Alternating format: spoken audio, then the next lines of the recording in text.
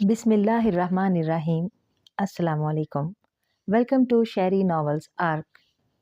कहानी शुरू करने से पहले चैनल को सब्सक्राइब कर लें और बेल बटन दबाकर नई कहानियों का नोटिफिकेशन हासिल करें। शुक्रिया। आसिफ के घर से निकलते ही नरगिस अपने मोबाइल फ़ोन पर गेम खेल रही थी कि अचानक उसे ऐसा लगा जैसे अहाते में कोई कूदा हो। वो हड़बड़ा कर उठी। उसी वक्त दो नकाबपोश कमरे में दाखिल हुए। उसने चीखने के लिए मुंह खोला ही था कि एक नकाबपोश का हाथ सख्ती से उसके मुंह पर जम गया। एक नागवार बू उसके दिमाग में हावी हो गई और वो बेहोश होकर उसके बाजुओं में झूल गई। नरगिस को होश आया तो खुद को एक कमरे के फर्श पर पड़े पाया। कमरे में किसी भी किस्म का साजो सामान नहीं था। वो उठी ही थी कि एक उधेड़ उम्र शख्स कमरे में दाखिल हुआ। तो तुम्हें होश आ ही गया। अब बताओ तुम कौन हो? उधेड़ उम्र शख्स ने पूछा। मैं किरण हूँ। और तुम कौन हो? उसने खौफजदा लहजे में पूछा। अगर तुम किरण होती तो मुझे पहचान लेती। तुम किरण नहीं, उसकी कोई हमशक्ल हो, उसने इस्तेहज़ाई लहजे में कहा। मैं किरण ही हूँ। वो अपनी बात पर कायम रही। सोच लो, अगर सच नहीं बोलोगी तो जान के साथ साथ इज्जत से भी महरूम हो जाओगी। अगर वो जान से मार देने की धमकी देता तो शायद वो ना डरती, लेकिन इज्जत बचाने के लिए वो बोलती चली गई। तुमने हमारे साथ ताउन किया है, इसलिए तुम्हें कुछ नहीं कहा जाएगा, लेकिन जब तक फार्मूला और लॉकेट हमारे हाथ नहीं आता तुम हमारी कैद में रहोगी। और हाँ, किसी किस्म की चालाकी या होशियारी दिखाने की कोशिश मत करना और ना ही यहाँ से भागने की कोशिश करना। यहाँ जगह जगह मेरे मुसल्लह कारिंदे मौजूद हैं। वो उसे तंबीह करता हुआ कमरे से बाहर निकल गया।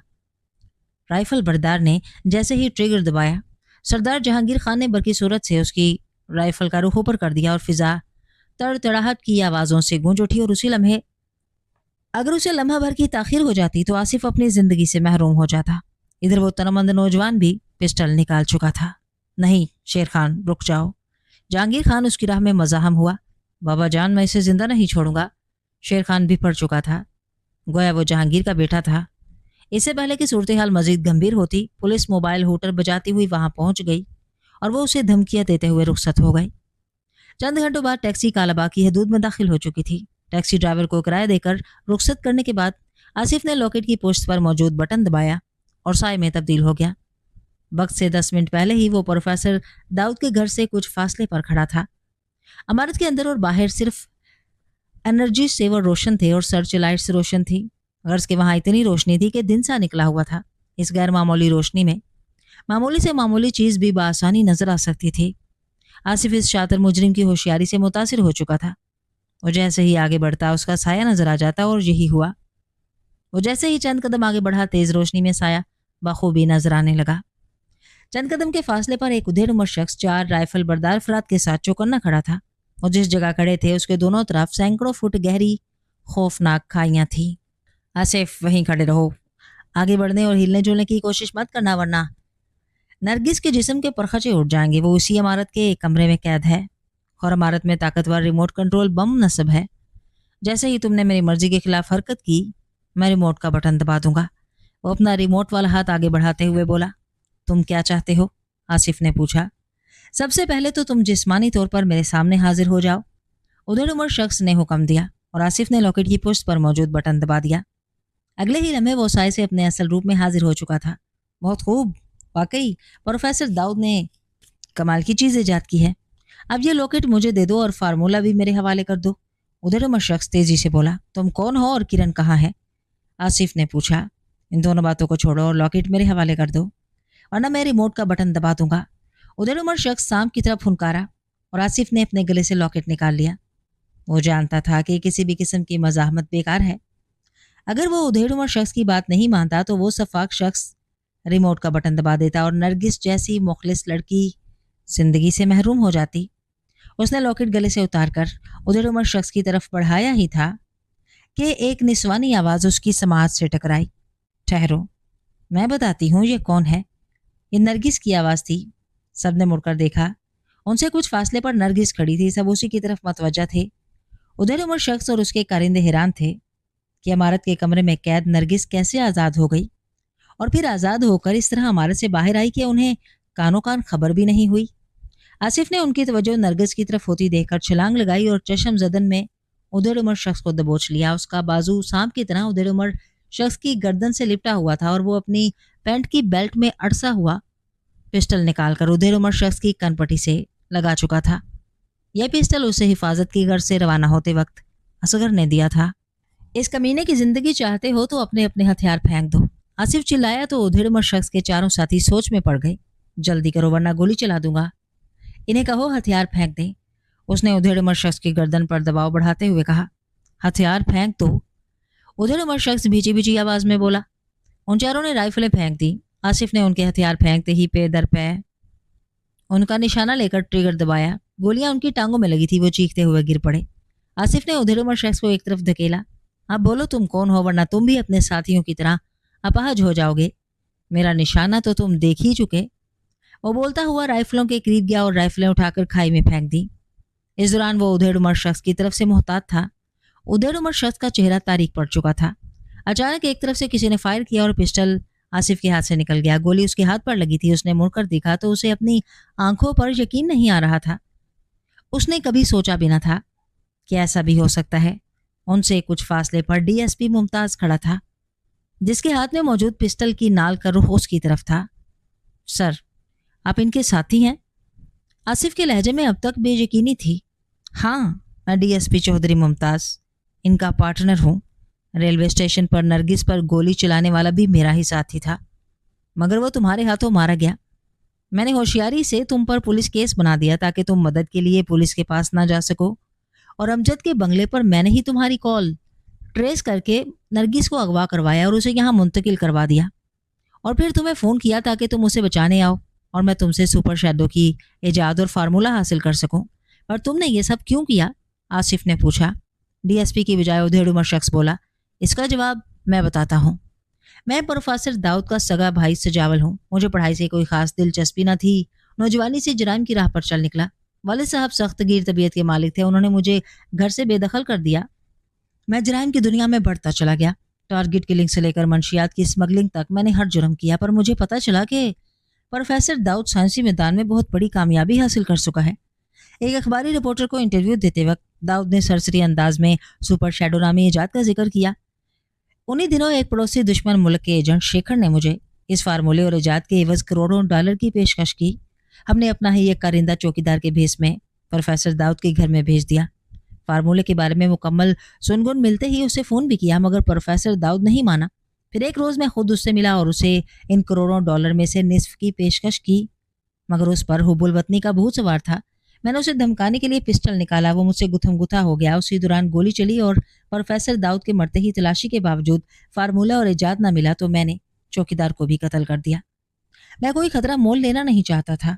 वो वैसे भी आम सा कारिंदा था। उसकी इतनी अहमियत ना थी। डीएसपी मुमताज चौधरी मेरा पुराना दोस्त था। मैं इससे मिला और हम दोनों ने प्लानिंग बनाई कि किरण को अगवा किया जाए। हो सकता है उसे इस फार्मूले के बारे में इल्म हो। फिर तुम डीएसपी से मिले और किरण के साथ प्रोफेसर के घर पहुंचे। तुमने फार्मूला मिलते ही डीएसपी को फ़ोन किया। यूं मैं और डीएसपी उजलत में कालाबाग की इस इमारत में आ पहुंचे। सजावल रवानी से बोलता चला जा रहा था कि डीएसपी ने मुदाखलत की। वक्त ज़ाया मत करो, यहाँ गोलियां चल चुकी हैं। इससे फार्मूला लेकर यहाँ से निकलो। शेखर हमारा इंतजार कर रहा होगा। नरगिस चंद कदम आगे बढ़ी। तुम क्या समझते हो मैं तुम्हें इतनी आसानी से यहाँ से जाने दोगी? तुम हमें रोकोगी? डीएसपी हंसा। हाँ, मैं रोकूंगी। अब इससे आगे की दास्तान मुझे मुकम्मल करने दो ताकि आसिफ हकीकत जान सके। उस रोज जब मैं और आसिफ लॉकेट लेकर जान बचाने के लिए भागे, तुम दोनों अपने मुसल्लह कारिंदों के साथ हमारे ताकुब में थे। गोली लगने से हमारी गाड़ी का टायर बस्ट हुआ और पराडो बेकाबू होकर दरख्त से जा टकराई। मैं और आसिफ दोनों बेहोश हो चुके थे। तुम हमें उठाकर इसी इमारत में ले आए। आसिफ को तहखाने में कैद करने के बाद तुम दोनों मुझे एक कमरे में ले गए, जहाँ मैं होश में आ गई। तुम दोनों ने तशद्दुद करके मुझसे फार्मूले और इजाद के बारे में जानना चाहा, मगर मैं तुम्हारा तशद्दुद सहती रही और कुछ नहीं बताया, क्योंकि मैं जानती थी कि फार्मूला और इजाद हासिल करने के बावजूद तुम दोनों मुझे मार डालोगे और आसिफ भी नहीं बचेगा। इस दौरान इस कमीने डीएसपी चौधरी मुमताज की नीयत मुझ पर ख़राब हो गई और ये नशे में था। और तुम सजावल, मेरे बेगैरत चचा, मेरी बेबसी का तमाशा देखते रहे। इसी दौरान मैंने मेज़ पर पड़ी छुरी उठा ली और धमकी दी, अगर डीएसपी ने मुझे हाथ भी लगाने की कोशिश की तो मैं खुदकुशी कर लूँगी। मगर डीएसपी खबासत से हंसता हुआ मेरी तरफ बढ़ता रहा। उधर सजावल दरवाजे पर पिस्टल ताने खड़ा था। इससे पहले कि चौधरी मुमताज मुझे दबोचता, मैंने अपनी इज्जत बचाने के लिए अपने सीने में छुरी घोंप दी और चल में तड़पने के बाद जब मैं बेहिस्सो हरकत हो गई तो तुम दोनों ने मिलकर मेरी लाश उठाई और घर से बाहर इस गहरी खाई में फेंक दी। वो एक तरफ वाकया खाई की समत इशारा करते हुए बोली और कदरे तवक्कुफ से फिर बोली, मेरे कत्ल के बाद ये दोनों वहां से भाग गए। तुम्हारे भागने के बाद मैंने तहखाने का दरवाजा खोला और आसिफ आज़ाद होकर यहाँ से निकल गया। उस रोज 5 स्टार होटल के बाहर मैं ही उससे मिली थी। चौधरी मुमताज ने कहा, वाह वाह नरगिस, तुम्हें तो हॉलीवुड की किसी फिल्म में मरकजी किरदार मिलना चाहिए। क्या जबरदस्त परफॉर्मेंस दी है। लेकिन तुम ये सब कैसे जान गई? मैं नरगिस नहीं बल्कि किरण की रूह हूं, उसने कहा। चौधरी मुमताज बरहम हो गया। बंद करो ये ड्रामा, मैं तुम्हारी इस नौटंकी से डरने वाला नहीं। और आसिफ लॉकेट मेरी तरफ फेंको वरना मैं तुम दोनों को मार दूंगा। इधर वो बदस्तूर चौधरी मुमताज की तरफ बढ़ती रही। इसे रोको वरना गोली चला दूंगा, वो चिल्लाया।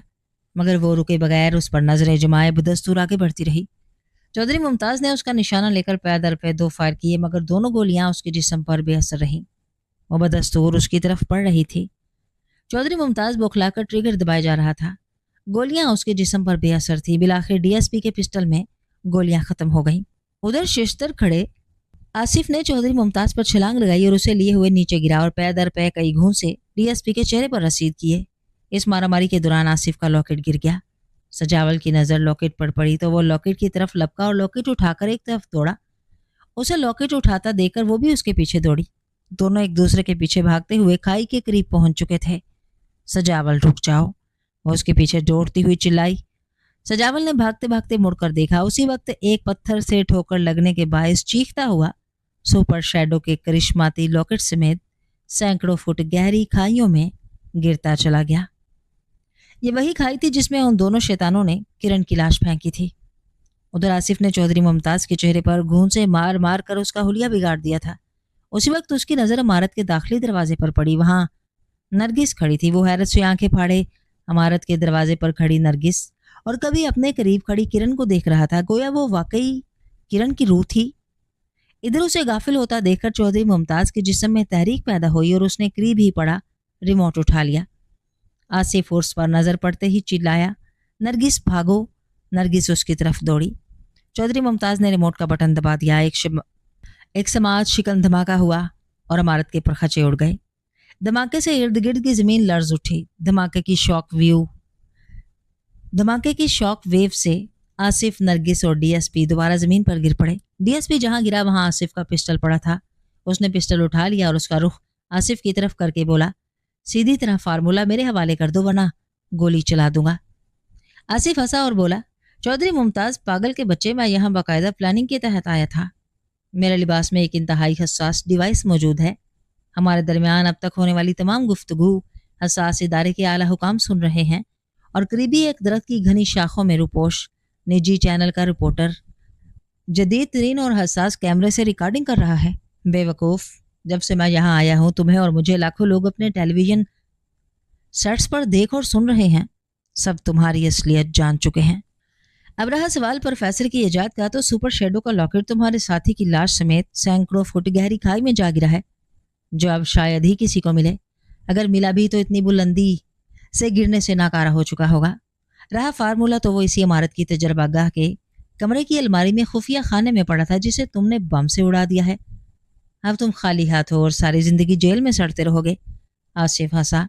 चौधरी मुमताज, हथियार फेंक दो, तुम कमांडोज के घेरे में हो। एक आवाज गूंजी। उसने आवाज की समत देखा। चारों तरफ दर्जनों कमांडोज और पुलिस एहलकार मौजूद थे। उनके मुहीब गनों का रुख उसकी तरफ था। दूसरी तरफ आसिफ, नरगिस और किरण की रूह मौजूद थी। अब बचने का कोई रास्ता नहीं था। अगर वो आसिफ को गोली मार देता, तब भी गिरफ्तार होकर सारी जिंदगी जेल की सलाखों के पीछे गुजार देता या फांसी चढ़ा दिया जाता। उसका मुस्तकबिल तारीख हो चुका था। बदनामी और रुसवाइयां उसका मुकद्दर थीं। फार्मूला और इजाद दोनों ही उसके हाथों से निकल चुके थे। इससे पहले कि कोई समझता, चौधरी मुमताज ने पिस्टल की नाल अपनी कनपटी से लगाई और ट्रिगर दबा दिया। फायर की होलनाक आवाज फिजा में गूंजी।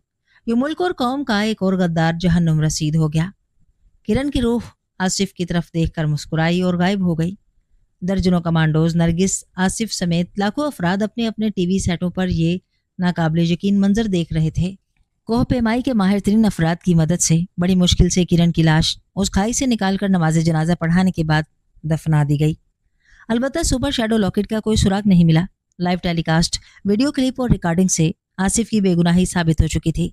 जख्मी कारिंदों की निशानदेही पर दुश्मन मुल्क के एजेंट शेखर और उस ग्रोह के दीगर कारिंदों को गिरफ्तार कर लिया गया। अलबत्ता इससे जाद और फार्मूले के ज़ाय होने का दुख था। नरगिस ने बताया, जब वो कमरे में कैद थी, उसकी हमशक्ल लड़की ने उसे आज़ाद किया और ताकीद की कि वो कुछ देर अमारत के दरवाजे के पीछे छुपी रहे, फिर बाहर आ जाए। जब मुमताज़ के चेहरे पर आसिफ घूंसे मार रहा था, तभी वो बाहर आ गई थी। फिर डीएसपी ने रिमोट उठाया और नरगिस आसिफ के पुकारने पर वहां से भागी। नरगिस फैजाबाद लौट गई। आसिफ और असगर अपने अपने घरों को चले गए। मगर कहानी यहीं पर ख़त्म नहीं होती। कुछ दिनों बाद आसिफ के वालिदैन असगर के साथ फैजाबाद गए। नरगिस का कोई सरपरस्त नहीं था, इसलिए असगर ने नरगिस से बात की और उसका भाई बनकर आसिफ का रिश्ता मंजूर किया। मगर इसके लिए आसिफ को अज़दवाजी जंजीर में जकड़ते उसकी कई शराइत मानना पड़ी। आसिफ शादी के बाद नरगिस के साथ अस्पताल में उसका हाथ बटाने लगा। उस रोज़ भी वो अस्पताल में ही थे और शाम को घर जाने के लिए अस्पताल की सीढ़ियाँ उतरने लगे कि एक एम्बुलेंस हूटर बजाती हुई अस्पताल के गेट पर रुकी। अस्पताल के पीछे एक पराडो भी थी। पराडो से निकलने वाले शख्स को देखकर आसिफ चौंक पड़ा। वो सरदार जहांगीर खान था। उसके साथ मौजूद दूसरे बूढ़े को देखकर नरगिस शशदर रह गई। वो उसका बाप सलामत खान था, जिसने उसे मजबूरन दरिया में धकेला था। उसके साथ एक नौजवान लड़का भी था। डॉक्टर, खुदा के लिए मेरे शेर खान को बचा लो, ये मेरा अकलौता वारिस है। अपने इलाके का एमपीए, गरूर और तकब्बुर का पैकर, इस वक्त इस मामूली डॉक्टर के सामने गिड़गिड़ा रहा था, जिसकी मौत का हुक्म उसने कई बरस पहले सादिर किया था। शेर खान को ऑपरेशन थिएटर में पहुंचा दिया गया। तेज रफ्तारी के बायस शेर खान की कार लोडिंग ट्रक से जा टकराई थी। इस हादसे में ड्राइवर और गार्ड मौके पर ही जाम बहक हो गए थे, जबकि शेर खान शदीद जख्मी हुआ था। उसके जिस्म से काफ़ी मिकदार में खून बह चुका था। सर में शदीद चोटें आई थीं, पसलियां भी टूट चुकी थीं, उसकी नब्ज डूबती जा रही थी। उसे फौरी तौर पर खून की ज़रूरत थी। शेर खान का ब्लड ग्रुप चेक करने पर पता चला कि उसके खून का ग्रुप नायाब है। यह ग्रुप हज़ारों अफराद में से एक का होता है। शेर खान की ज़िंदगी बचाने के लिए उस नायाब खून की ज़रूरत थी। वक्त मुट्ठी से रेत की मानंद सरक रहा था और शेर खान की नब्ज डूबती जा रही थी। इत्तेफाक से नरगिस के खून का भी यही ग्रुप था। उसने शेर खान को खून का अतिया देने का फैसला किया तो आसिफ तड़प उठा। तुम्हें क्या हो गया है? ये वही लोग हैं जिन्होंने तुम्हें जान से मारना चाहा। लेकिन मैं मरी तो नहीं ना आसिफ। मौत और जिंदगी अल्लाह के इख्तियार में है, और फिर मैं एक डॉक्टर हूँ। एक डॉक्टर का फर्ज है कि वो अपने मरीज की जान बचाए, चाहे वो उसका दुश्मन ही क्यों ना हो। वो फैसला कौन लहजे में बोली और आसिफ बेबस हो गया। शेर खान नरगिस के दिए हुए खून के अतिया की बदौलत बच गया और रोबा सेहत होने लगा। कुछ दिनों बाद जब आसिफ और डॉक्टर राहील इस कमरे में दाखिल हुए जिसमें शेर खान एडमिट था, शेर खान बेड पर टेक लगाए बैठा था। उसके करीब जहांगीर खान, सलामत खान और नरगिस का भाई सलीम मौजूद थे। डॉक्टर, तुम लोगों का मेहरबानी जो आपने मेरे बेटे का जान बचाया। जहांगीर खान बोला।